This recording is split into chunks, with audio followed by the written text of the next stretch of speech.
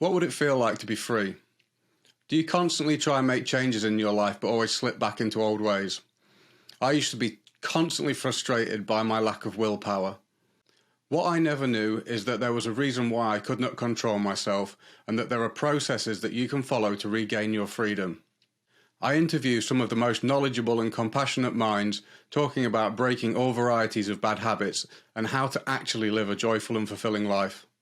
Listen to the show and hit subscribe to free yourself from the shackles of the mind. And if you find some benefit, please share it with a friend and let's make the world a better place together.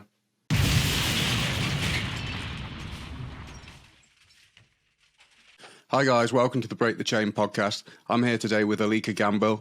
Alika is a recovering addict who is now a substance abuse counsellor, and he's the founder of Pro Recovery Power.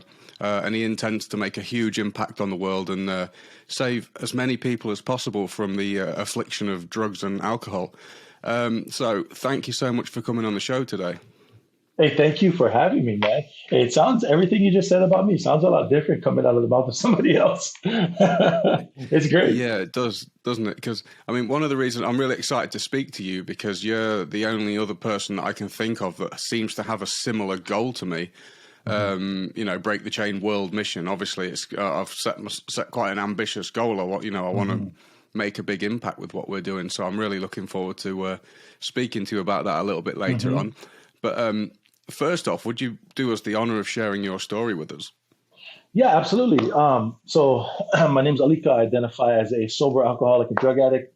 I am from the Big Island of Hawaii, from a little town called Waimea. Like, the town is small. Like, you blink your eyes, you went through the town already. And growing up, it was great. I don't have the excuse of my mom wasn't there, my dad abused us, and somebody went to prison, and all that stuff. No, I did not. I had a very, very good childhood. I had a lot of love, a lot of structure. I was into playing a bunch of sports, but then once I learned how to surf, though, that was it. That's all I did. I would just surf. That was it. So I don't have that excuse of, oh, it was because of my mom, my dad, or my childhood wasn't good, I was sexually abused, or things like that. I don't, when I was 13, I started drinking. I believe, though, my first actual drink, I was like a little kid, maybe like 7 or something. We were at the traffic light, and there's a bunch of us in the car, and my auntie gave us all a sip of her Budweiser. I was like, oh, I'm not gonna drink this. I was really young, and but 13 was the first time I got drunk. I was a freshman in high school, and it was a graduation party I was at for one of my friend's sisters, and I got trashed, of course, and I just I love that effect that it produced for me. Later on down the road, it was when I was in recovery, when I look back and thought why I started drinking. Naturally, I'm introverted. I grew up like that. I was shy and timid and to myself. And if you don't talk to me, I'm not going to talk to you, kind of thing. And a lot of my cousins that I grew up with, all of them pretty much, actually, they are all extroverts. So, they didn't need drugs and alcohol to be social, but I did. I found that, I idolized them. I wanted to surf like them. I wanted to catch all these big waves like them. I wanted to get all the chicks like them. I wanted to, beat up people like them. I literally wanted to be them. I was just so uncomfortable in my own skin. And it's very cliche-ish to say, but that's the absolute truth. I really wasn't comfortable. I wasn't satisfied with my nature and being really in a clam, in a shell. And I wanted to be extroverted. I really did. And every time I tried to, when I was sober, I just made a fool out of myself, So I got drunk, and I realized, wow, this is it. This is how I can be like my older cousins and all of their friends and all the people that are older than me that I hung out with, and I can be like them. And then when I was 15, I got introduced to drugs. And I was like, oh, wow, I can drink even longer now, cocaine specifically. That was my main drug of choice. I did everything but cocaine and alcohol. Those are my two drugs of choice. And, as time went on, I was probably about I mean, started to drink and use like every weekend throughout high school. I never drank in school or anything like that. Was always on the weekend parties, or we go camping, we go surf, we just get trashed. I remember one time camping down this place, Whitefield Valley, and the waves was picking up. It was nighttime. We were out drinking. We were like hammered already. So there was a full moon. So when there's full moon, we all go night surf. So we went out with our bodyboards. We went out there like I could feel the power of the waves. Like whoa, the waves got bigger since the sun was up. And so I remember feeling the waves. I was like, okay, well, this is probably not a good idea. I'm trashed. So I was like, I caught one wave and I caught it straight in, and then boom, I was done. I can't really remember what the rest of my friends did, but we all made it out alive that night. Um, so I just progressed. I started to drink more. I started to use more, and I also started to notice, like today, looking back, I noticed in myself when I was a teenager that the certain thinking patterns and behavior started to happen to me. Like I would lie. I started lying. Little white lies and the real big lies, and then started, like taking things that wasn't mine. And hey, I can borrow, bro. I give them back. But really, I had no intention of giving anything, whatever it was back. I can borrow your surfboard. I'll bring it back, bro. No worries. And things like that. Just little things, little things. I wasn't stealing cars and money and all this stuff, but it was little things like that. I kind of noticed, and right around like 19, 20 years old, I just crossed that line into full blown disease of addiction. Prior to crossing that line, I had a substance use problem. So right around that age, I was like about 19, 20. At that point, looking back, I would think to myself, wow, like once I started, I couldn't stop. I never really thought about it when I was actually going through it, because everybody I surrounded myself with, they all drank and used exactly like me. I actually became one of them. I wanted to be part of. I wanted to be accepted. I wanted to be one of the boys. So I joined their circle. So what, and like partying and drinking and staying up for 1, 2 days and doing drugs, like that was normal. That was normal. I was like, everybody does this, right? What was not normal was when we were all partying, and then somebody's like, oh bro, it's almost midnight, I gotta go home, I work tomorrow. That was very unusual. That wasn't normal to me. See, because I surrounded myself with people who could only hang at my level or more. And because if I ever started to hang out with people that were down here, it would be really obvious that I got a problem. But I was like, subconsciously, I didn't want to do that, because I would have to admit, like, wow, you really got a problem. Like everybody trying to go sleep, you still want to drink and use drugs. And thinking back, that actually did happen to me, even when I was partying with these people who could hang. I remember times where we partied all night and we were at the beach, parked kind of like on a cliff. The sun was up already. It was like 7, 8 in the morning, and a couple of my friends was passed out in the front seat. One of my friends in the back seat, and I was behind the passenger seat. And I was like, "Why you guys sleeping? Look, I still get like a gram left." And I was in there just boom, boom, boom, by myself. I ran. I was running around down by the beach, come back to the car, boom, boom, boom. But I mean, I was young. My body could handle that back in those days, you know.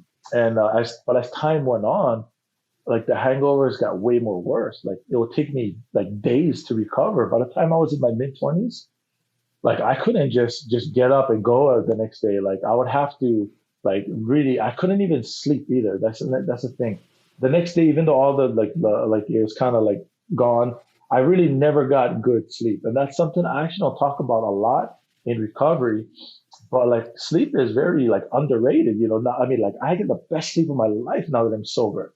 You know, but in a nutshell, that's pretty much like what my life was like. And I just started, like that behavior and thinking pattern that started way back when I was a teenager, that also progressed. I got very, very good at deception. I tell people I had a master's degree in deception, and using people and just doing everything I can to rearrange life to suit me. Like you separate me from drugs and alcohol, I can still lie to you. I can still cheat on you. I can still steal from you. I can still manipulate you. So I found out early on in recovery that the problem I had really wasn't a drug problem, wasn't a drink problem. It was a thinking problem that manifested into a drug problem, or a thinking problem Mm, that manifested into an anger problem, a control problem. I got down to causes and conditions of why I do what I do, even separated from drugs and alcohol. That was just a symptom of my problem. It wasn't the problem. The problem that I had was my cognition. It was just, I literally had a broken mind, literally. And the process of recovery and my relationship with God combined really, like God had to do some spiritual surgery on me, to be honest. And I'm so grateful, for everything He's done for me, for my family, for my recovery, He turned my mess into a message that I carry to the world, to anybody that wants to hear it, to carry the message of recovery, carry the message of hope that it's possible. We do recover. it's really interesting because, like when you get into recovery, you start hearing a lot of people's stories, and your mind's blown over and over again by some of the tragic lives that people have had, and you're kind of thinking like, what's my excuse? Because I haven't got, like the story you've told is so similar to my own story. Mm-hmm. And I think, insecurity is definitely what drove me to addiction, really, being insecure, and trying to attach to, being one of the boys, and doing what they do. And the same thing again, like I always thought that being an extrovert was the only way. Mm-hmm. I didn't even, it was the only option. The people who I idolized did these things, and I've got to do what they do. And, obviously, talking to girls, fighting, all the stuff that you said, exactly the same. Mm-hmm. That's kind of what I was trying to do, and like it was actually good to do those things. I always wondered. I thought it was a bad thing that I never got angry. And I was just like, I wish I could get angry so that I could fight people and beat them up. But I just never had any anger, really, which is, I saw that as a disadvantage, like Mm-hmm. really. And then I just tried so hard, got into fighting. Wasn't very good at it. That backfired on me quite badly a few times, and it just ended up getting my head kicked in by a group of lads, like getting my head stamped on. That happened a few times, or Mm-hmm. getting, and then having to go through the traumatic experience of being like publicly rejected by a group of people who are all stamping on your head. It's just like not, and it just all that was pre-drugs, and and then I guess when a group of guys came along who actually finally accepted me, who actually wanted to be my friend in an abusive way, but Right. still wanted to be your friend, and they're all doing drugs, and you're doing drugs because that's what you got to do. Because what else have you got? Right. Yeah, yeah, and another thing too that I didn't mention was when I was 15, that's when I started doing drugs. Like I was drinking a lot more at this time, and I started going to church. I didn't necessarily grow up in church. I do have a relationship with God today, though, through His Son. I am a Christian, and I don't keep that a secret. I let people know about that kind of stuff. But I remember partying all night. I was living with my parents, and I still had, a bunch of dope left. So, they're knocking on my door, like I'm pretending to wake up. I was up all night, blasting lines in my room. And, okay, we got to go to church. So we go to church, and like, I'm in church blasting lines in the bathroom. Come out, oh, I'm all sweaty. Okay. Go back in, like going back to the bathroom. And, I sweat really easily already. But with drugs and alcohol in your system, it makes it, you sweat even more. On top of that, Hawaii is super humid, Mm. So there was so much signs, there for other people to see, because I kept my drug use a secret from my immediate family. They did not know. They knew I drank a bunch, but they didn't know I was doing drugs, and I kept that secret for 20 years. I got very, very good at lying, in that process. But it's it was honestly, like I can laugh about it now, thank God. But it was just such a terrible way of living. It's amazing, like how, no matter how far down the wrong road I've gone, I can see how my experiences can benefit other people. All of my pain, all of my suffering, all of my bad decisions, I can help somebody, and they can benefit from all of that crap I have gone through. They don't Mm. necessarily have to go through it themselves. Cocaine gospel. Yeah, bro. And Oh man. I can't keep still. I'm like, holy moly. I don't know how I did it. To be honest, like, I mean, you know, I know today. I understand. I know, why God kept my heart beating, why I'm still alive. I understand that it was, addiction. This is what I say. Addiction, it forged a great weapon against itself when it tried to, take my life and failed. Because I cannot keep my mouth shut about what God has done for me, that recovery is possible, and spreading this message of hope, like anywhere, like even all around the world through social media. It's amazing. You can be at so many different places at once if you utilize social media. But physically, of course, you can only be in one place at one time. Well, it's interesting, isn't it? Because I was always, very atheistic growing up because, like, if you can't see it, then it's not there, sort of thing. Mhm. But then, like I started hearing about the laws of karma and stuff, and started like observing what happened. Jesus said, "As you sow, so shall you reap." And I started looking at what I sowed, and then I looked at what I reaped, and like every time I did something.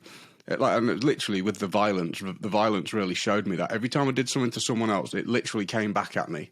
It's like I was Uh-huh. punching myself in the face, Right. Yeah. and I just started realizing that I was punching myself in the face, and I was just like, all right, well, I'll need to stop doing bad shit because Hmm. every time I do something bad to someone else, it is coming back. You Yeah. know, it's all, there's a law in science that's exactly the same. Every action has an equal and opposing reaction. It's Right. across the board. It's kind of like it's a spiritual truth and it's a Hmm. scientific truth. Those two, it lines up. It's just the truth. When you do bad shit happens to you, and it's like, right, Yeah. well, I need to stop doing bad shit. And the lying is something for drug addicts that's the problem. And I know people who've got a problem with compulsive lying just without the drug problem. It's just I listened to one of your stories yesterday, and it breaks my heart because I have some friends that I really want to trust, and I love them, Hmm. but I know that they've lied to me just constantly, and I always say to them like, I love you whether you lie to me or not, but and I'll hang out with you and I'm your friend and whatever, but I can't believe anything you tell me at Hmm. all. So whenever you tell me anything, I can't believe you, and it's going to take 10 years of you telling the truth with a flawless record for me to trust you again completely. And Hmm. that's always the thing about lying that's really hard. I know it twisted me when you said about the borrowing thing. I was a borrower, but it was usually not asking.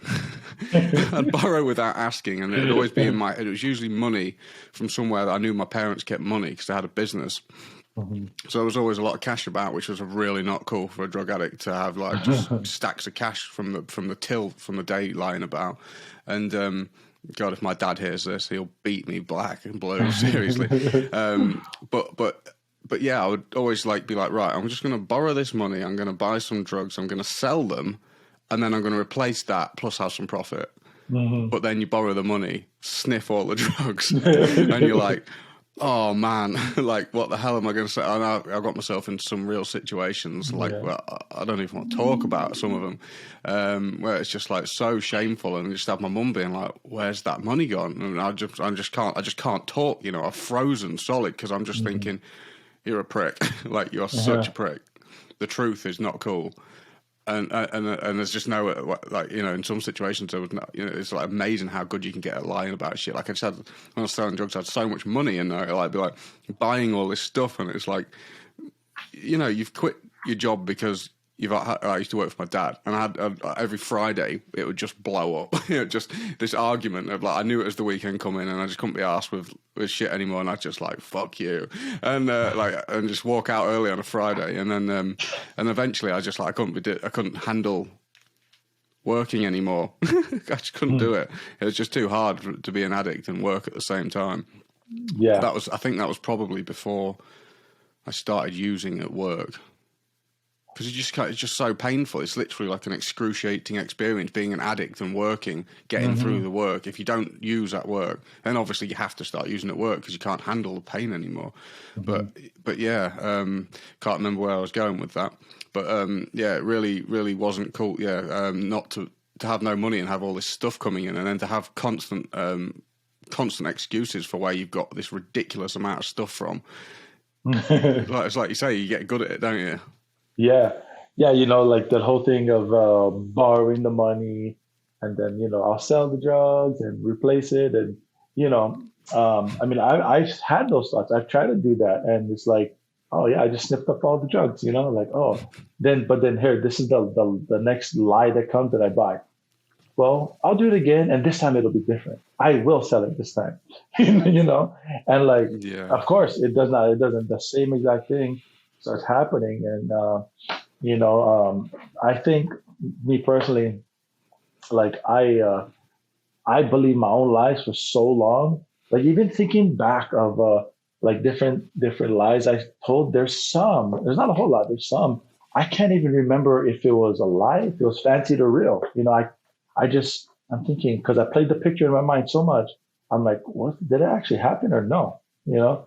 It's just crazy, living that way, habitual liar. Like, I'll lie to you about what I ate for lunch today. I just, just for the buzz of it. Yeah, just yeah. It's just like a habit. It's just the way my mind just was programmed already at this point at such an early age. This disease, if it can infiltrate your mind at a young age, it will absolutely do it. It will. No problem. No doubt about that one. I had a big change for me happened after I read 12 Rules for Life by Jordan Peterson, and one of his main components is tell the truth or at least don't lie.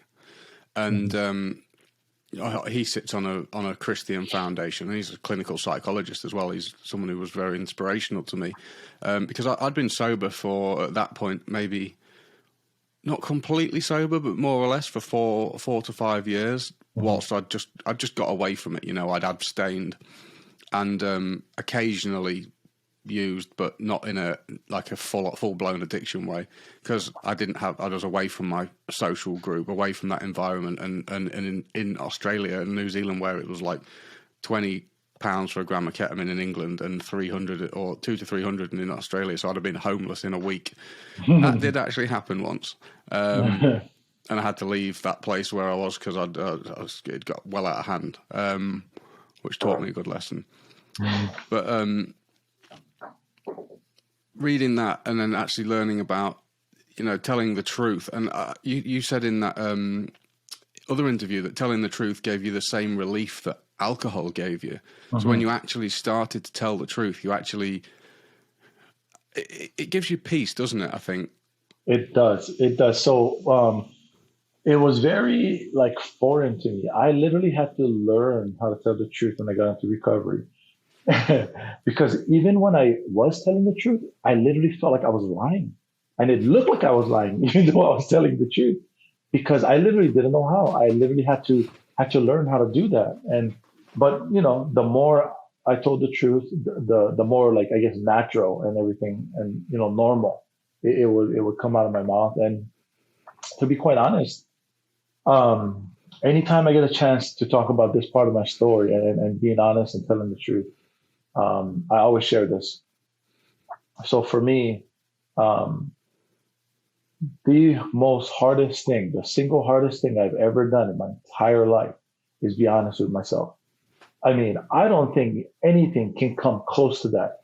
Nothing so far has come close, as in regards to being difficult or virtually impossible to do, than me being honest with me. I got sober in a 12-step program, and in this process, it really was designed to introduce me to who I really was, but not just stop there. Not, oh, you're just a bunch of trash, bro, and then figure it out. It did bring some awareness to me, but it also allowed me to make adjustments. Okay, I'm aware of the problem. This is it.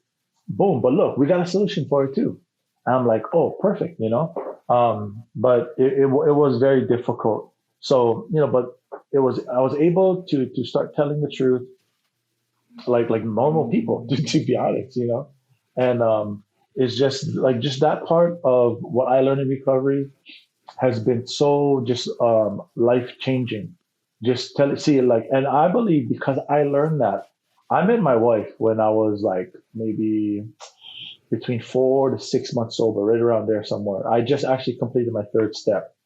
And for those of you who don't know, the third step is, you know, we made a decision to turn our will and our lives over to the care of God. So, you know, big time control freak. Like I'm not exaggerating down at all.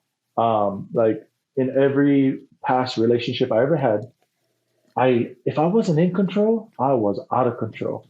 And I'm talking about like the little things to the big things. Like I'm talking about, okay, where we're going to eat lunch, what beach we're going to go to, what vacations we're going to take, where we're going to go, what kind of car we're going to buy, what we're going to name our kids, like everything and anything. Like it had to be my way. It had to be what I wanted.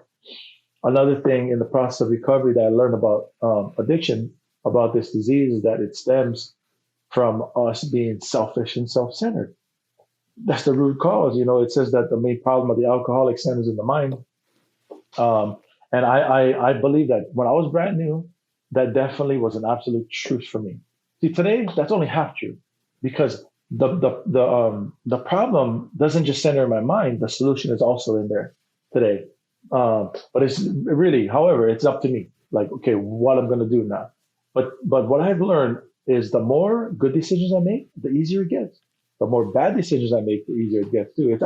It takes absolutely zero effort to make bad decisions, to behave badly, to drink, to use people, you know, and all kinds of things, and hurt people. It kind of takes zero effort, but to kind of put the same amount of time, energy, and effort and put it toward a positive, I guess you could say, it requires a whole lot of effort, because me specifically, I could only think about myself. Everything had to be about me. If I was doing something for you, it is because you have something that I want and I'm going to get it. You know, whether I wanted sex, whether I wanted money, whether I wanted a place to sleep, whether I wanted drugs, whatever, the new surfboard or anything. Like if you had something I wanted, I was going to manipulate you. I was going to lie to you. I was going to do everything I could do. I'll turn the charm up on full blast, especially if you're a woman. And, you know, and it was all to satisfy me. See, so this program has taught me, recovery in general has taught me to think about you more than I think about me. Just doing that alone can totally change somebody's life. You know, your whole perspective will change on life when you think about others more than you think about yourself. I seen you posted on your Facebook page today a quote from John Maxwell. I read a lot of John Maxwell's books. He talks about, in regards to relationships and winning with people, he talks a lot about there is the golden rule and the platinum rule. So the golden rule is to treat people the way that you want to be treated. Then he says the platinum rule is to treat people the way they want to be treated. Because somebody doesn't necessarily want to be treated the exact same way I do, you know. So I was like, wow, that's some. But again, it requires me to be alert, to be aware, to be thoughtful and sensitive to other people. Like I really got to practice that more often with my wife, especially, you know. But yeah, that's pretty cool. I see that you posted that this morning. I was like, oh, John Maxwell. I actually don't know who he is. I just really like the quote. Oh, okay. But that's a really good rule, you know, and it's hard to be empathetic. I mean, all of these things that we're avoiding is the emotions that we're avoiding, isn't it? Of, you know, going without, not having what you want, it's uncomfortable. And the amount of things, you know, when we tell a lie, the only reason we lie is because we're scared of something. So we tell a lie to get what we want to get. It's a totally selfish worldview, and that is selfishness is what leads to all the problems in the world, really, practically speaking, apart from birth, disease, old age, and death, which are built in. All the suffering that comes with all the conflict and the war, and you know, and all the hurt that comes is the other stuff is all from just those people telling lies and being selfish, being envious, being jealous, and just because we want what others have, and it makes everybody so hard-hearted, doesn't it? It does. It's hard for people to be nice to each other when everybody's kind of being like that. So to actually love people requires that, yeah, you're honest and you're prepared as well. Most people can't get their head around this because there's, we're dealing with like the wholesale abandonment of religion, which is tragic. Really, I think I've come to the point where I wholeheartedly believe that the reason why we have good principles and guide rails in the world come from religion. And if you wholesale abandon religion, you also throw out truthfulness. People become more envious. People become less honest. You can't separate religion from those things, unfortunately. People think that you can. People honestly think that you can, but I beg to differ. And I think that when we just throw all them out and just keep promoting economic growth, more like advertising keeps promoting envy and greed. It's literally the driving force for these things. It's literally built that way. That's how it was designed. It's the first time in history where they've actually used greed and envy as a driving force to motivate the economy, which started in about the 1920s, and then it got to, only 50 years ago, I think everybody still had these really strong core values of kindness and compassion and love your neighbour, and these really collective loving values, which are now kind of fading a little bit. I don't know what it's like where you are, but certainly when I grew up in the UK, it's all economically driven and individualistic, and it's all about, what have you got, and your worth is tied to how much stuff you've got, as opposed to, how honest you are and how I guess of noble character you are, and all the good stuff's been thrown out and replaced for how much stuff you got. What's your ass look like? Yeah, yeah, yeah. No, I can agree with that. It's but it's like my dad would always tell me though. But like when you die, like you can't take nothing with you. Like he tells me the only thing you'll take with you is your character. That's it. If you're a liar, you're going to lie. If that, like if you can treat people good, you have patience, and all these things, and it's a whole long little spiel he'll give me, but I understand it. I understand what he's talking about, and for years, me and my dad, I guess you could say, yeah, we never really got along. A lot of it. Oh, virtually all of it had to do with me, though, and my attitude. Because I was active in my addiction, and him being unaware of it. He knew I drank, and like I would always watch the UFC fights, and I'd be partying with my friends and all the boxing events and stuff like that. And he knew about all those things. So like, when my deep dark secret came out into the light, and they found out I was exposed. He was like, makes sense. Because of my attitude, something that I've learned from this lady. Her name is Joyce Meyer. She said that our our attitude is our thought life turned inside out. It's something that's in us, but everybody will see it. That's one thing we cannot hide. That we cannot hide. We can try to fake who we are for a little while, but eventually, who we really are will come out. So when I would meet women.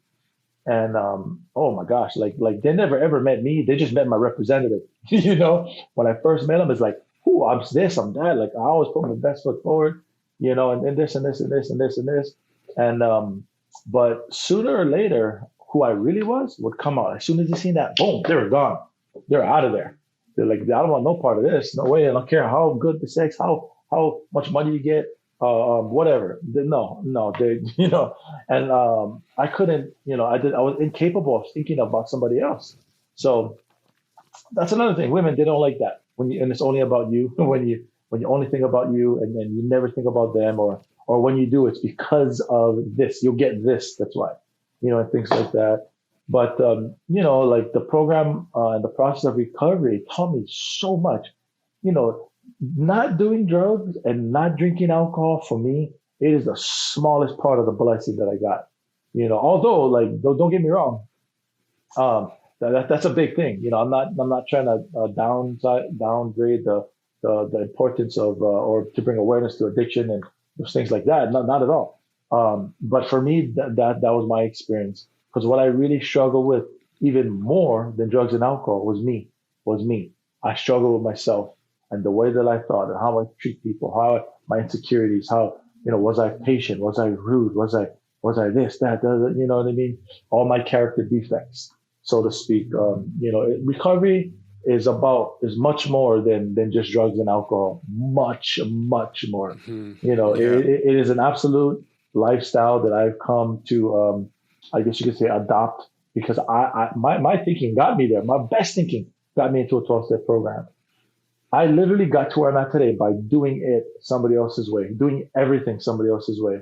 Now, that might be the way that I do it today, but I never thought it in my mind first. I adopted it by somebody else.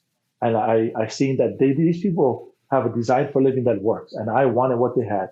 So I did everything they did. And sure enough, I got my life rapidly and drastically changed from day one of sobriety and being in recovery. The blessing just came. Boom, boom, boom, boom, boom, boom, boom. My life has gotten better and better and better and better and better and better because of recovery. But what I can boil it down to be quite honest, is my obedience to God. That is the whole reason why I have the life I have today. Of course, I've read literature. I have a sponsor. Counseling. 12-step outreaches and people in the program and picking their brain. Of course, all of these things. Bottom line, though, I'm obedience to God, because if you go through a 12-step program, just for me, and you look at everything, all the 12 steps, all these suggestions, it's the total opposite of everything I want to do. First of all, I don't want to admit anything. I just want you to fix me. If you can teach me how to use a drink without the consequences, I want that. That's what I want. It didn't work like that. But, all those things it falls under my obedience to God anyway, But outside of my 12-step program, I'm talking about obedience across the whole board. Not just obedient to not doing drugs, not drinking, learning how to treat people right. A lot of different things, like how I manage my money, how I treat my wife, how I raise my son, am I respectful of my parents, like everything, because this disease of addiction infiltrated my mind, my thinking, and it corrupted it. And every single thing I did was affected by it. However, now with God in my life, with the recovery in my mind, it's totally different. Now that affects everything else. It's amazing. Like at Pro Recovery Power, we say a mind change is a life change. The only reason why I stand by that statement is because it happened for me and a lot of people that I know as well. So anyways, bro, sorry, I can go on and on about this stuff. Once I'm on a roll, I just keep going. What does obedience to God look like? What does that look like practically to you? Okay, so because I'm a Christian, I read my Bible. I attend church. I watch different sermons online, on my phone, on the TV. I'll take notes. I'll see what God says about me. See, the most important opinion about me, that is the most important, really, is what God says about me, what God thinks about me. He created me, that's why. And then next to that is what I think about myself, to be honest. And what other people think about me is really none of my business. When I start to make it my business, that's when it's going to start to affect me. Because like I said, I got sober in a 12-step program. I went off, started Pro Recovery Power. I don't know if you know this, but we're right now, we're literally in the process of turning it into a nonprofit organization. I recover out loud. 12-step culture, they're all about anonymity. They kind of get anonymity and secrecy confused. So a lot, people, I'll just say this, not everybody was so thrilled about me doing that, and I understand in order to be in step with God, it would sometimes take me out of step with people. But again, it goes back to my obedience. What I feel God wants me to do, I pray on it. I get confirmations, doors just start opening, boom, boom, boom. Oh, it's obvious now. I know this is the direction He wants me to go. So, in regards to obedience, I also tithe. The Bible talks about tithing. Your first fruits. God doesn't need our money. He's trying to see if we're obedient. Like He wants to see if I'm going to be obedient. I started tithing. since I got sober. I literally, there was days where when I met my wife, it was either we're literally going to buy food or we're going to tithe. We chose to tithe. And I'm not kidding. I'm not kidding. I'm talking about financial blessings, spiritual blessings, physical blessings, no relapses, and all these like just boom, boom, boom, boom, boom, boom, boom, boom. Just things started happening to me. Everything that these people in my program said that was going to happen if I do this, this, and this was all true. They never lied to me. Every single thing I've ever heard from a pastor, or just not even that. Everything that I have read with my own eyes and prayed about and learned in my Bible, everything was true. Nothing was a lie. I never found anything yet where God contradicted himself or anything like that.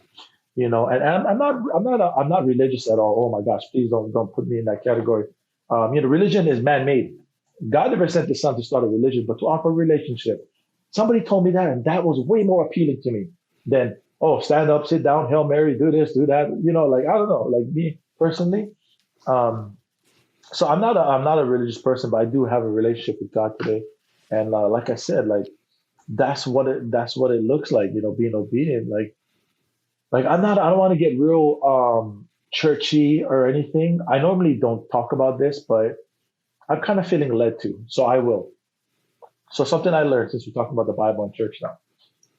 um, I learned that look, when I accepted Jesus into my life, the Holy Spirit came to live in me. He's my guide. In order for anything to be a guide, he has to have gone through my future already. He knows where I'm going. I need to go. And he directs me. I heavily depend on him to direct me in all my decisions that I make, even down to what I'm going to eat, how much I'm going to eat, what career path I'm going to go to, what woman I'm going to marry, everything. He's my guide, period. So, I felt led to, in the middle of the pandemic, I'm going to start talking about PRP now. So in the middle of the pandemic last year, I started to think, man, how can I help other people who are still suffering out there? Because they do not have the same resources I had when I got sober. Because everything is shut down. Meetings are shut down. 12-step, anything, everything, like gyms, everything was shut down. Restaurants, especially over here in California, like that curfew, you could leave your house. I mean, like 1 month, I think, or a few maybe, we never left to do anything. Like we went grocery store, like there was no food. Remember when there was like no food at the store at one point? And Yeah. but that's the only reason why we would leave the house. So I went on Instagram. I started a brand new page called Pro Recovery Power, and that was the first name to pop into my mind was Pro Recovery Power. And today I'm much more pro recovery and less anti-addiction because being anti-addiction, I'm problem focused. I'm much more solution oriented today. So that's why I thought of, okay, pro recovery. I like that. Ooh, and power. It sounds good, but it also has a meaning because there is a lot of power in recovery. It really is. So I came up with that name. I started posting some inspirational stuff. And then I had the idea, oh, everybody's locked down. Everything is closed. But wait, social media is never going to close. I started going live with other addicts, other alcoholics, telling their story, inspiring hope. Because not just Instagram, but social media. I mean, it's worldwide. I mean, one of the lives could reach somebody in Indonesia. It has actually, or the UK, or Japan, or Hawaii. Like it's amazing. I use social media to my advantage. I do not use it to be like nosy and see what everybody's doing. No, I don't do. Every person I'm friends with, they're sober on social media, or their family. So I can't really unfollow Yeah. family, kind of thing. So I started doing that, to continue to carry the message. About us addicts, alcoholics, we're very resilient. We're very resourceful. Like if we want to do something, we're gonna do it. Like no problem. Like especially if you say it cannot be done. Oh, I will show you I can do it. But it's the same way of thinking, so to speak. But then we're just all of the focus and energy is going into a positive direction to help somebody else, to benefit somebody else, and not to line my pockets or to benefit me and my family. Because somebody once told me, they said, look, because I was like, wait, how do I know if it's God's will or not? He goes, look, if what you're doing only benefits you and your family, you are out of God's will. So I said, okay, I get that. I understand. Okay. And literally what I do, it really, it does. I mean, there's tons of people out there just sick and suffering, just struggling, man. Like especially in Hawaii too, and that's where I'm from. Um, and we are actually moving back to Hawaii here soon in September. And literally, we are making the move to go to Hawaii because these people need help. See, my wife Mm. already told me, like when we first met, like I don't know, years ago, that no, she doesn't want to ever live in Hawaii because Hawaii is very, very, very expensive. It's like 4 times more expensive than over here in California, and everybody's complaining how expensive it is here. I'm like, everything is cheap here. Like you should live in Hawaii. It's way more expensive. Like a gallon of milk was almost $10 when I left. You know, so that's a move we're gonna make, and I mean, we got big plans. I have a huge vision for Pro Recovery Power. Me and my wife. My wife, I'm just so blessed because my wife supports me 100%. My wife supports me when it's inconvenient. My wife supports me when she doesn't feel like it. She doesn't just support me and like, yeah, yeah, yeah. No, no, no. There are times where she's tired or she had a long day with my son or something, but she still chooses to show up and to help and to move the vision forward. Oh, honestly, that would have been such an uphill battle. That is a good example of God doing for me what I cannot do for myself. I've never made her do anything since I've known her, because I learned what my real problem was when I got into recovery. So it's like all these, like the spiritual surgery, all these things happened to me before I met my wife. Because if I met my wife prior to that, she would have caught one whiff of me, boom, she would have been gone. Just like all the other all of the women before her, they all said, "I do not." And it's understandable now. Like today, I understand it. Back then, it was her fault. It was her fault. Back then. But I'm no longer a victim anymore. I stopped cutting myself and blaming the knife. I take responsibility today. I learned that in the process of recovery. It's amazing. Yeah, it's it's something that I also don't talk about through Break the Chain too much, because I tried getting off drugs every other way except every way that I actually knew, and I grew up making Jesus jokes and being a anarchist punk type in that scene, which is very very much against religion and thinks it's the cause of all the problems of the world, and everyone's angry at everything, sort of thing.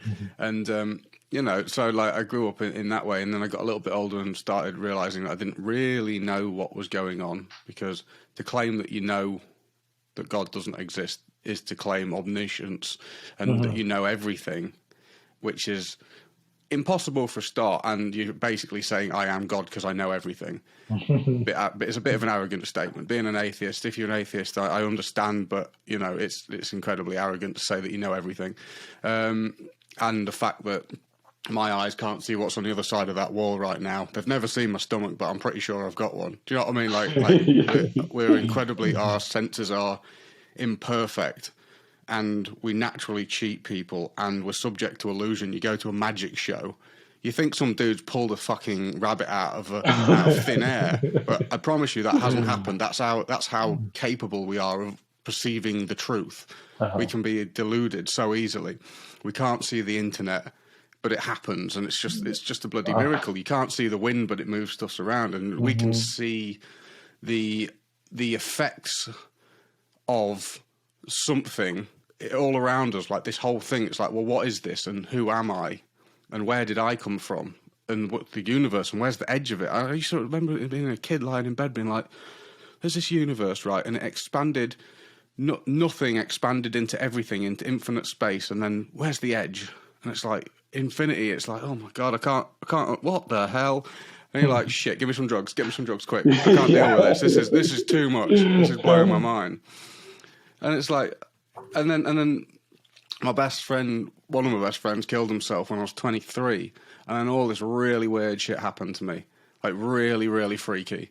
One of them including like getting followed around by all these white butterflies in like this really, really freaky way, and then quite a few of us all did at the same time. And I remember I had this event, and like all my hair stood up on end, and I just like felt this presence, and I was just like, what the hell is going on? Going from just being this drugged out idiot and I was just like, what's going on? And I was sort of like, okay, there's something really weird going on here, and I don't really get it. And then, this is where I started to cultivate this, this sense of this presence and this friend and this help that I was getting in life that was guiding me. And this came from a totally spiritual place. This wasn't through any religion, because I was like against religion for me. And this thing started happening, and I always started to feel this more sense of security inside. I didn't feel so scared, and I never felt alone after that.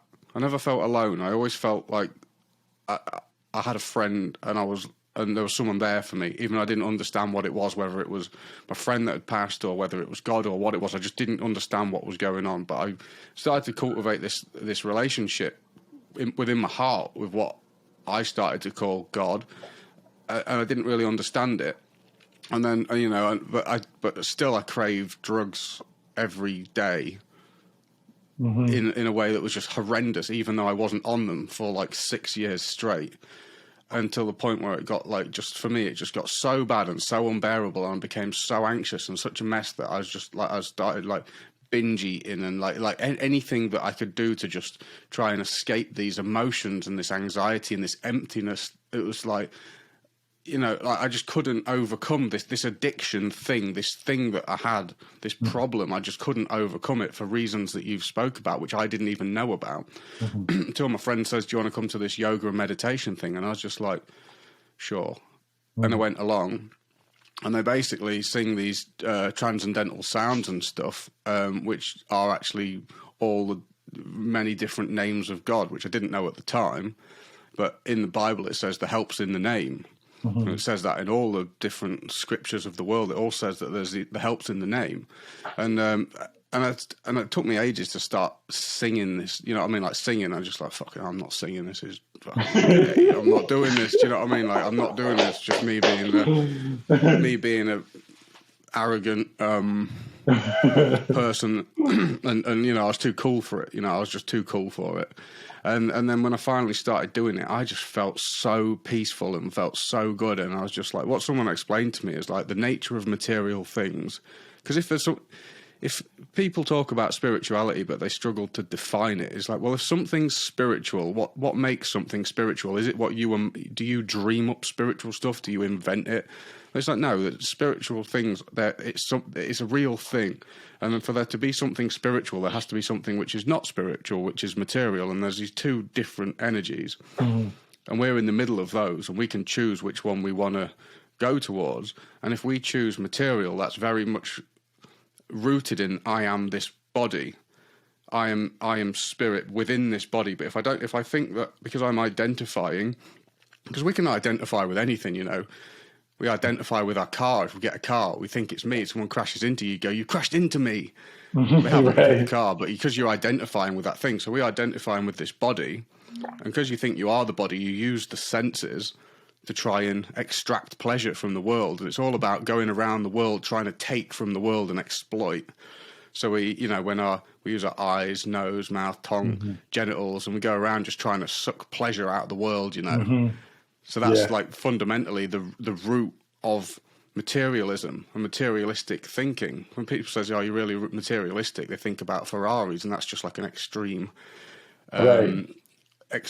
example of that. But actually, it's all about self-centeredness, because it allows us to think that I am the center of the universe. It gives us that experience, but in reality, we're not. But it's delusional. So that's like the root cause of this self-centeredness and this materialistic mindset.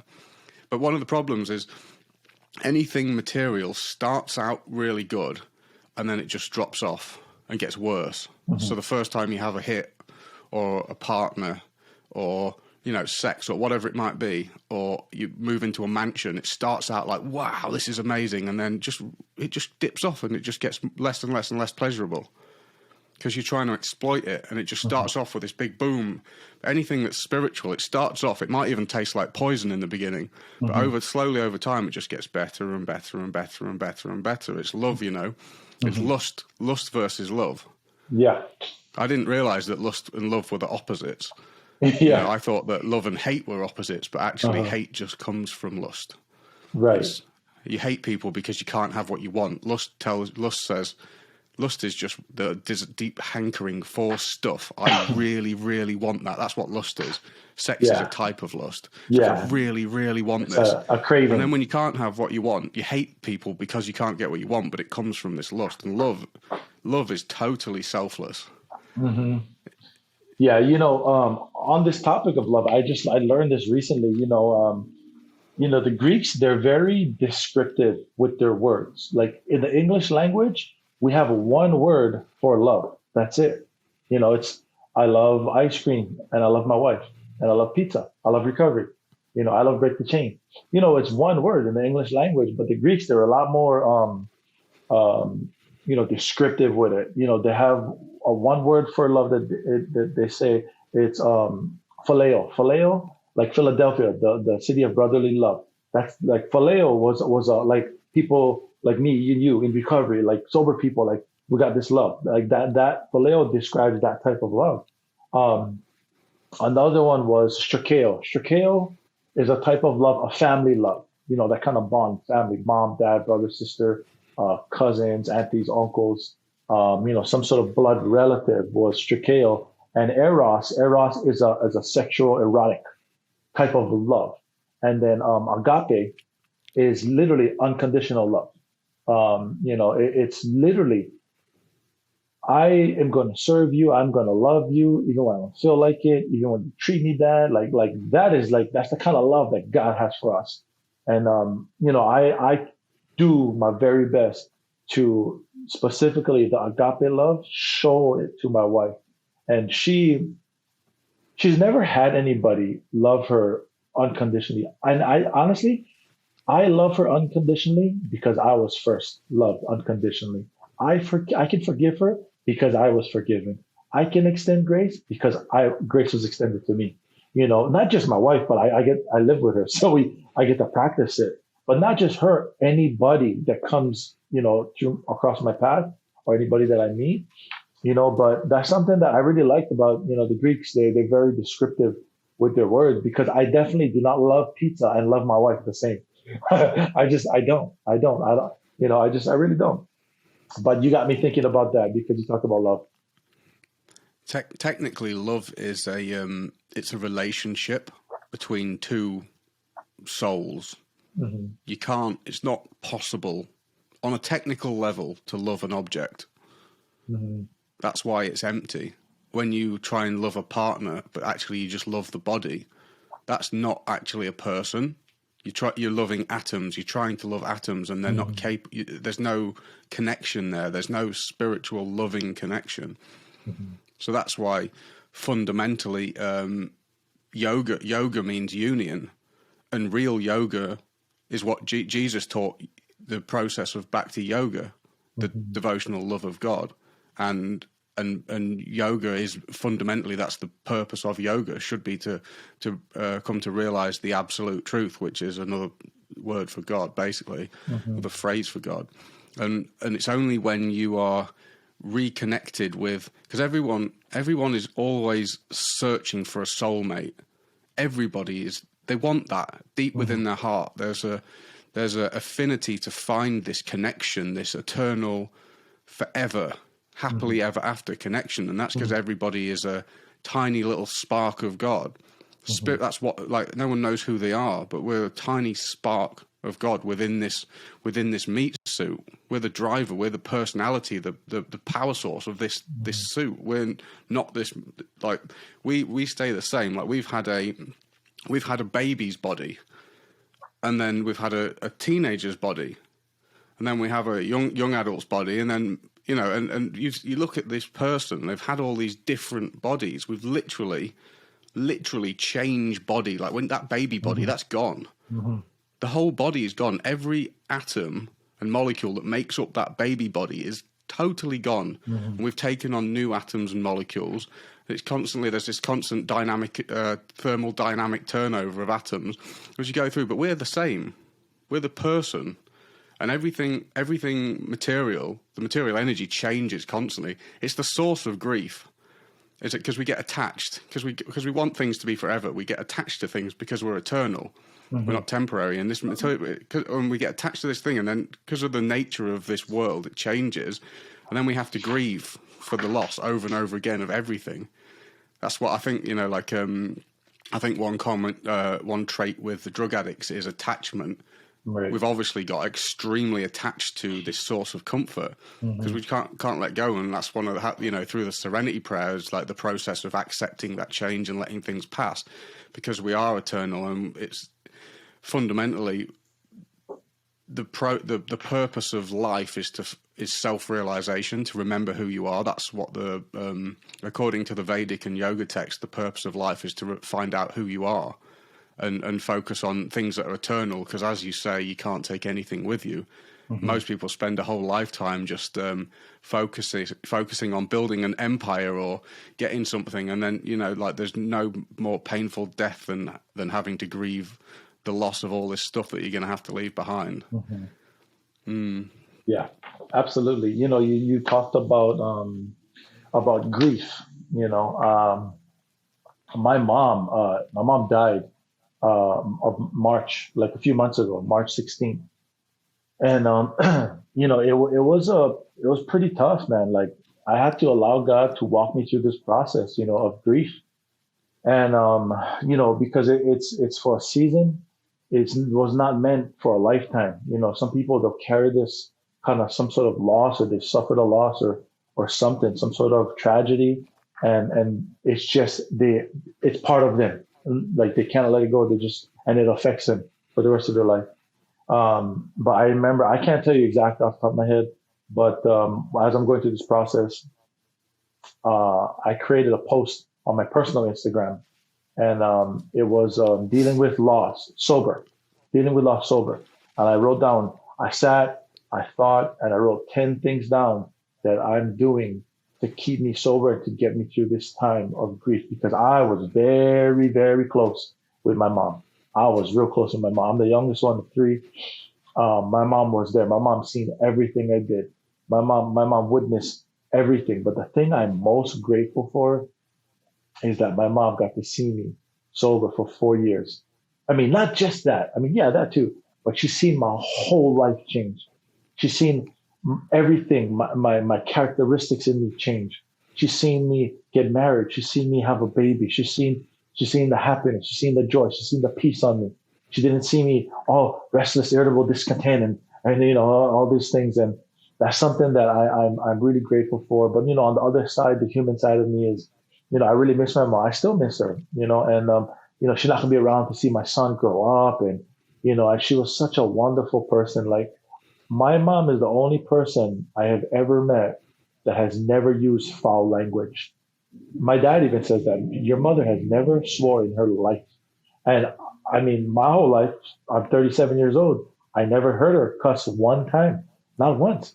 My mom, this is just my opinion of it. I believe every child should feel like this about their mother, though. Like, if you could see love in a physical sense, it would have looked like my mom. It really would have. She had more patience than anybody I've ever known. She was always happy. My mom, she had cancer.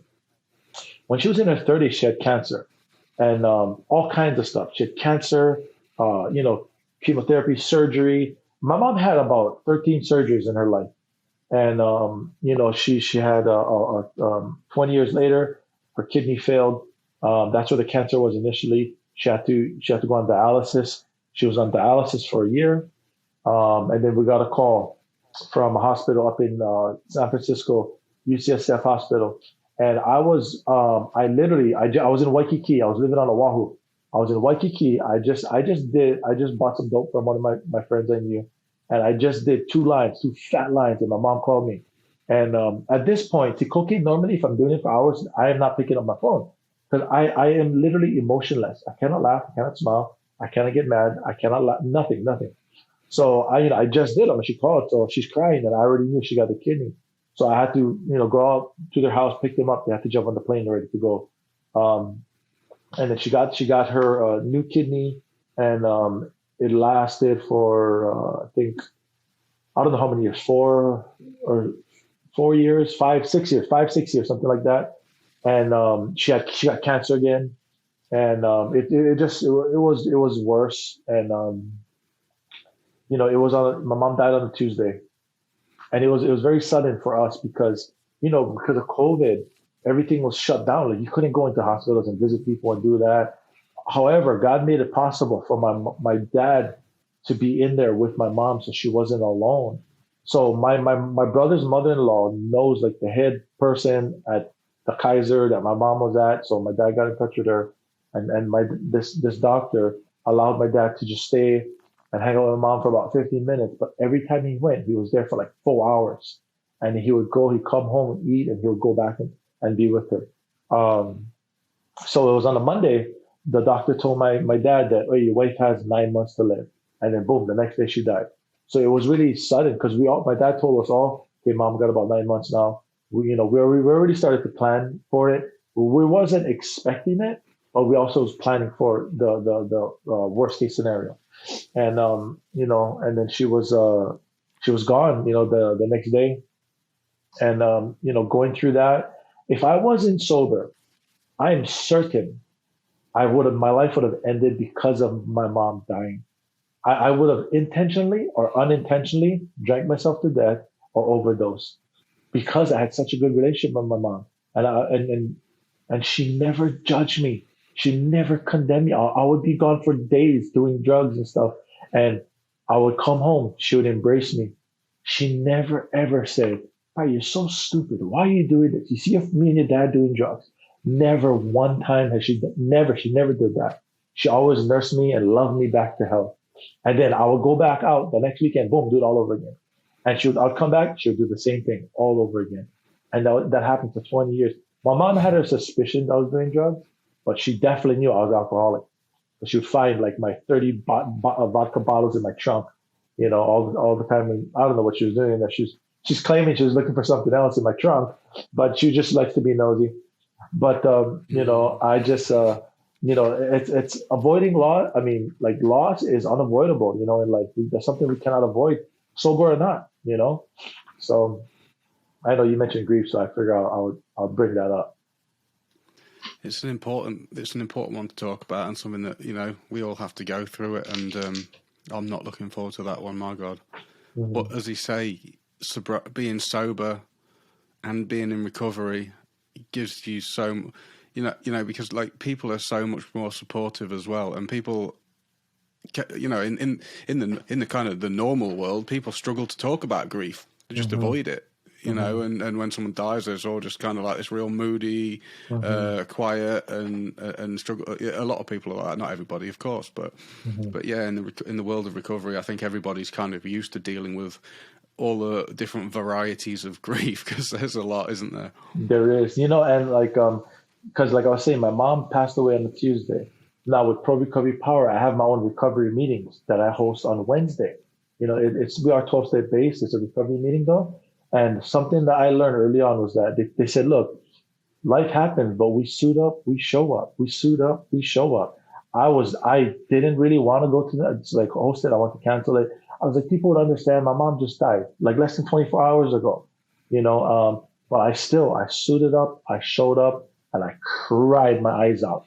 Oh my gosh. I couldn't even, like, I'm not going to cry when I cry. I cannot talk, I'm just crying, and I'm trying to talk. And man, these people were there for me to comfort me. And not just that, because somebody, like these people counted on this meeting to happen.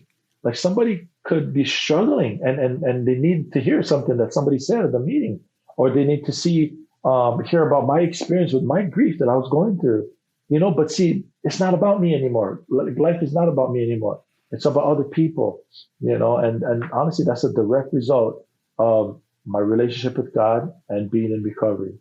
I say that God is not in recovery. Recovery is in God.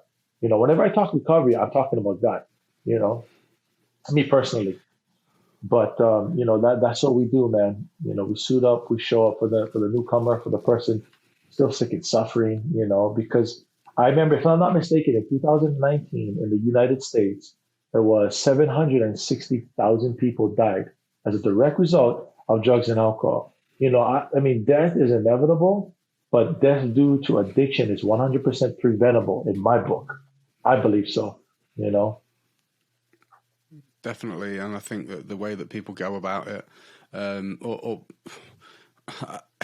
it's hard because people, all of us just think that we can figure it out.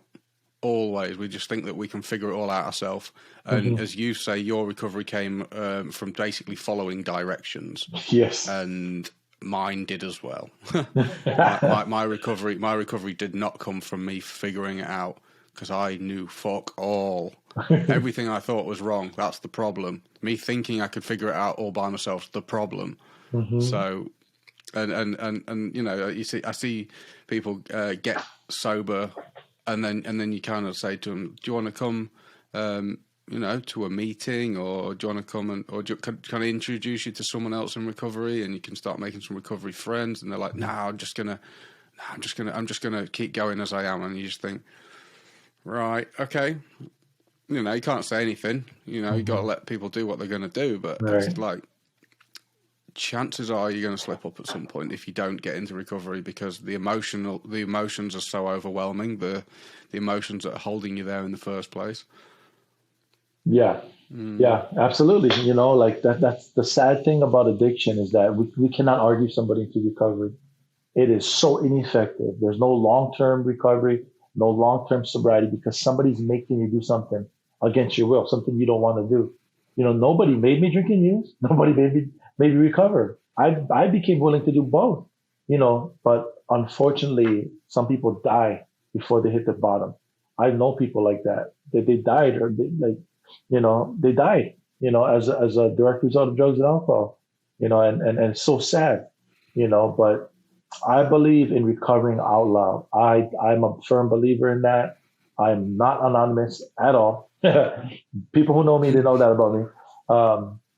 Because there's first of all, I cannot keep my mouth shut. That's why, about there's good news that recovery is possible. I just cannot, because there's people that have never heard of. I know a friend.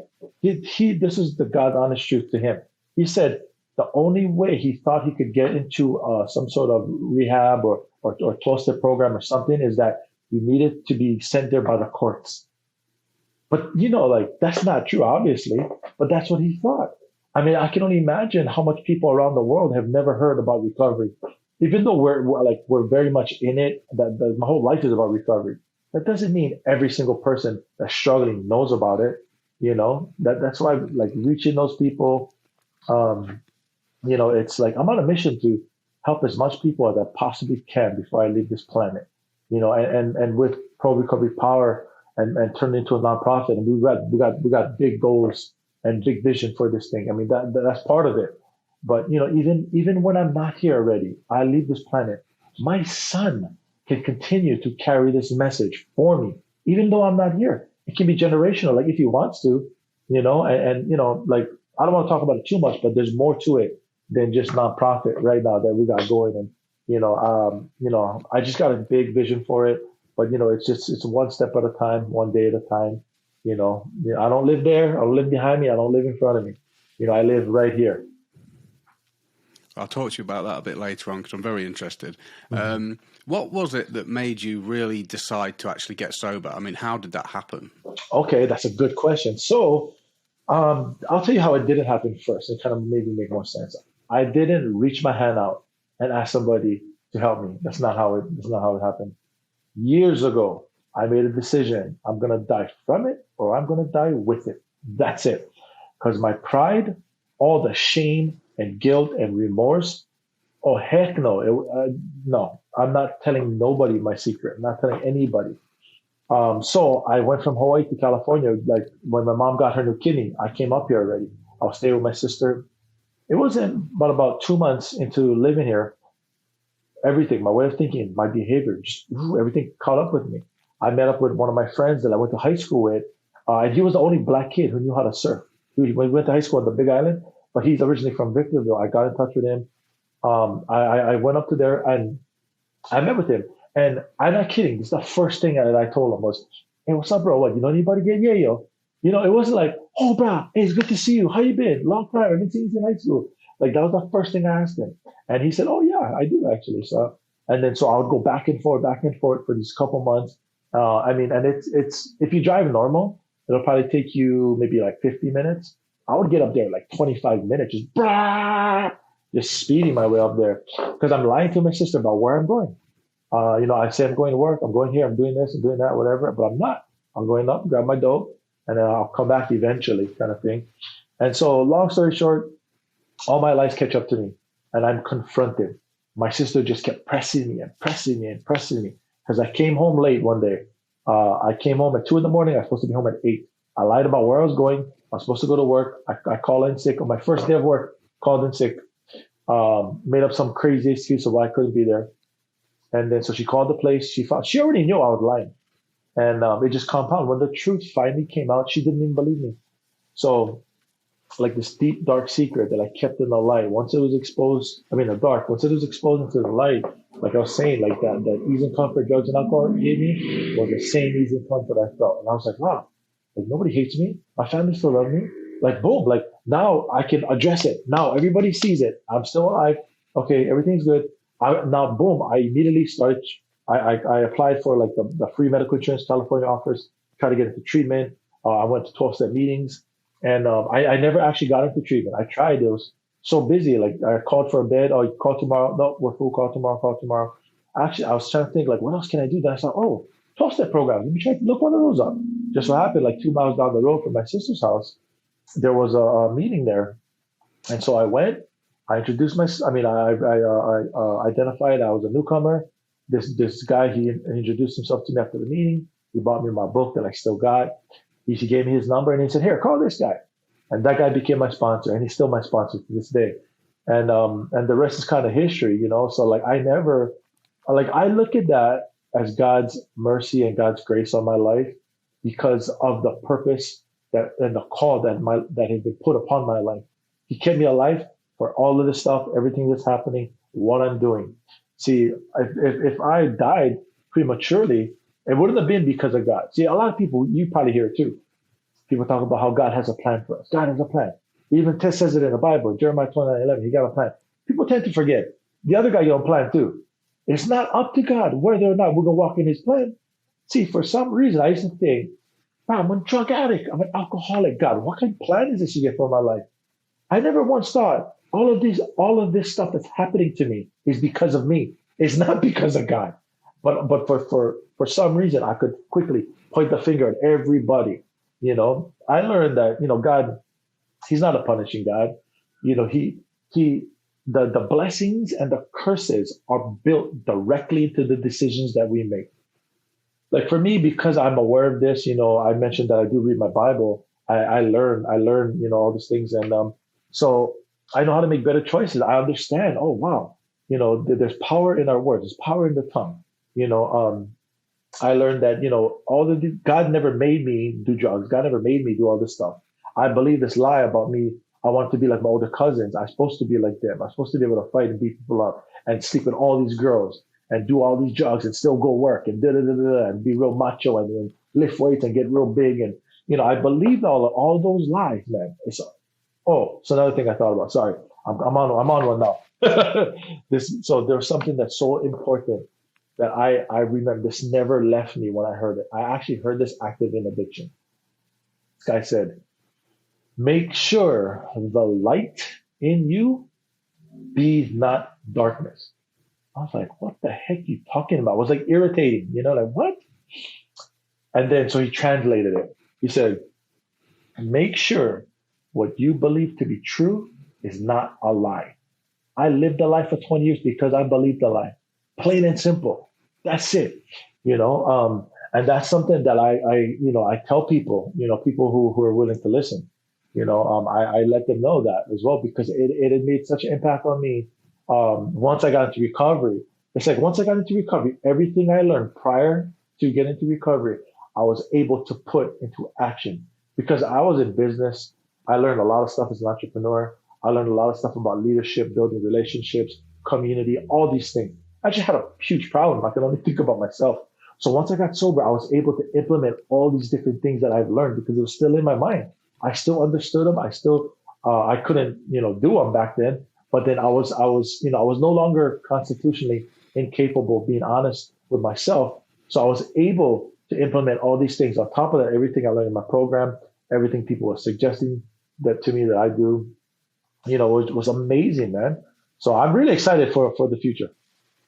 Mm, that's awesome. I think Yeah. one of the things that's like people can't like, if you're a drug addict, just go sign up to a 12-step program or AA or NA meetings and just turn up. Hmm. You don't have to think, you don't have to figure it out, you don't have to. All Yeah. you got to do is turn up. Yeah. Just keep turning up, and people doing that gets them sober. It Hmm. does. You don't need to know how, you don't need to know why. But it works. Yeah. It's been, when was it established? I know that AA started. It was the first 12-step program, a fellowship to exist in the mid 30s, 1937, I think. The big book was written, I believe. I could be mistaken, but I know it was right around there. Yeah. It's been going for a long time, and it's got, can you even imagine how many people that's got sober, and lives that it's changed, the lives of everybody around an addict. It changes their life as well, because like for an addict, it's just everyone around. When you're an addict, everyone around you suffers for it as well. It's not just you that suffers, is it? It's like the whole family falls to pieces through having an addict as a member of the family. And Hmm. I definitely destroyed my family, and and my sister followed in my footsteps. It was a real mess, and getting sober is just such an amazing thing, and it always seems miraculous every time someone gets sober. It's always to see it, to help an addict get sober. Hmm. Like it's just the most profound experience, isn't it? When you see someone stop using, Yeah. and they make that decision, like I'm never doing that again, and like they actually, and just see it in front of your eyes, it's like, oh my God, wow! Like you said, it shocks me every time. Every time, it Hmm. totally blows my mind, because I know how much of a rare occasion that is. It's like a miracle every time it happens. Yeah, absolutely. Like it's weird, like not weird, but it's so like just wonderful. Like, I mean, getting sober myself was awesome, but then when you start to see other people around you, they got sober and they stayed sober, like even people that you sponsor and things like that, like you see them stop using, stop drinking, and you just see their behavior, their thinking start to change, and their whole life is different, you know? It's absolutely amazing. Yeah, I didn't know what me getting sober was until I saw it in front of someone else do it. It's just like, wow. Yeah. Yeah. Yeah, it's amazing. It's undescribable how Mhm. nice it is to see that. I don't know if I would have always thought that back when I was totally selfish, but now trying not to be so much. It's other people's happiness becomes your happiness, and it's really nice. Yeah. All right, dude, we've done nearly an hour and a half there. Have you got anything else you'd like to add? Real quick, if you guys wouldn't mind, anybody who watches this, you go to our website, prorecoverypower.com. On the bottom right-hand corner. If you're on your laptop, you'll see it. It's a questionnaire. Or if you're on your phone, it's a little circle. Please, if you guys could go there, fill that out. It'll take you like 30 seconds. It'll really help us, track our progress, measure our success, and see, most importantly, where we can improve and help push the vision forward for PRP to help the people that's still struggling out there with drugs and alcohol. That's awesome. And what's your Instagram? My Instagram is pro_recovery_and power. My personal Instagram is just my name. It's at Alika Gambill, Gambill. We'll put all that stuff in the show notes. If anyone wants to find that, they can just hop on and click on that. And thank you so much for coming on the show today, Alika, talking about telling the truth. I think that's a massively important subject. I just think of something funny that just popped into my head is when I committed to being truthful, and truthful, I know from I think Srila Bhaktivedanta Swami says truthfulness is not necessarily just telling the truth, but it's not lying to manipulate people for your own good, specifically, Mhm. because sometimes there might be a situation where not saying something's good and not using the truth as a sledgehammer to smash people, but Mhm. not telling people things that makes a situation favourable just for your own outcome. Mhm. And a couple of years ago, I remember I had to do this kind of like audit of like what was true in my life. And I remember like thinking like, I've been telling a lie that I made up when I was like 11, and I still tell this, and I've told this for 17 years, and I have to like stop and be like, that's actually bullshit. Like, you've been telling this story for 17 years, and you've been telling it for so long that like, and I think at this point I wasn't like a dishonest person especially, but it's just like, because I told it for so long, it's like, right, it actually had to like pull all these weeds out, being like, oh my God, this is ridiculous that you still tell people this. It's embarrassing. Yeah, so I was just thinking how funny that is. So telling the truth, I think even for normal people, I think we're all so we have a propensity to lie. So I think it's been a really valuable topic to talk about. Yeah. Thank you so much, man. I appreciate it. Thanks, Alika. I hope that you enjoyed the show, and I really appreciate you stopping by. If you found some benefit from listening to this episode, please hit subscribe and share it with anyone that you think might need it, so that we can try to turn the tide on the devastating mental health epidemic that the world is facing. Thanks again, and I look forward to seeing you next time. Break the chain.